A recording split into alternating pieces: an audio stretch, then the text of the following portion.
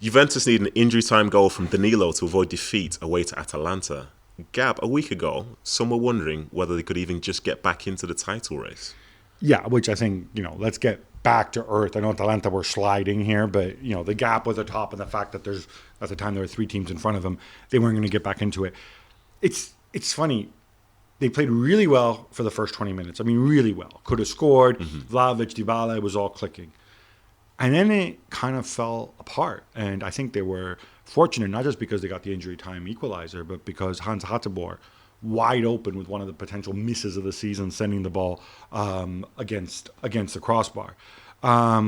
There's positives to take away. I like the fact that he's sticking. Dybala played really well. It's amazing what an expiring contract will do for you. Morata, a bit less so. But I think it's worth sticking with. Look, I think it's going to be, I think they probably will finish top 4. But, let's leave the title race stuff aside. Let's find the identity. Oh, and they missed Zakaria already in midfield, I thought. Napoli and Inter share the spoils at the Maradona Stadium, which means they remain a single point apart. Gab, who will be happy with the result? I think Napoli will look to the fact that Handanovic made that great save at the end, and Zielinski hit the post. But realistically, this was a can't-lose game, not a must-win game for Napoli. And for Inter, it obviously was a can't-lose game. So I think in the end, and you saw that the way the game developed after Dzeko's equalizer, I thought both teams are like, okay, let's live to fight another day. It's so tight. 3 teams and 3 points. Inter, of course, second with the game in hand. I think they can live with that. I think Napoli totally can live with that. Milan beat Sampdoria 1-0 to move into first place in Serie A. Gab, it was all about Rafael Leão. It was all about him because of the goal and the way it came about. You remember Ederson to Raheem Sterling, ball over the top, and he runs into it.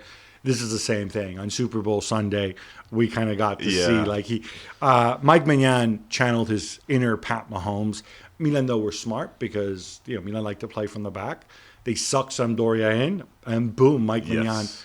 Rafael Leão, though, still had a lot to do. Tremendous touch to take it away from Bereszynski, who is a really, really quick defender, and then a tremendous finish. So you're saying Milan are a long ball team? That's. I'm saying.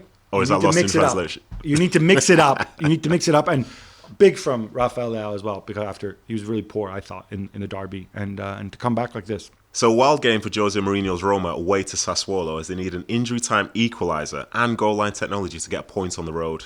And it's never dull with Jose, is it? Especially when Rui Patricio has an absolute stinker. Yeah, I think Mourinho would love to have dull games that he just wins and gets the 3 points without drama, without controversy, like he used to have earlier in his career. They had no Nicola Zaniolo in this game. I think they missed him. They were all over the place. Rui Patricio threw one into his own net.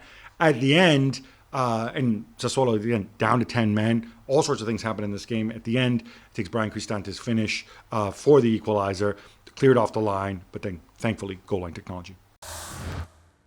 Well, thank you very much for watching ESPN on YouTube. For more sports highlights and analysis, be sure to download the ESPN app. And for live streaming, premium content, and let's not forget as well, ESPN FC 7 days a week. Subscribe to ESPN+.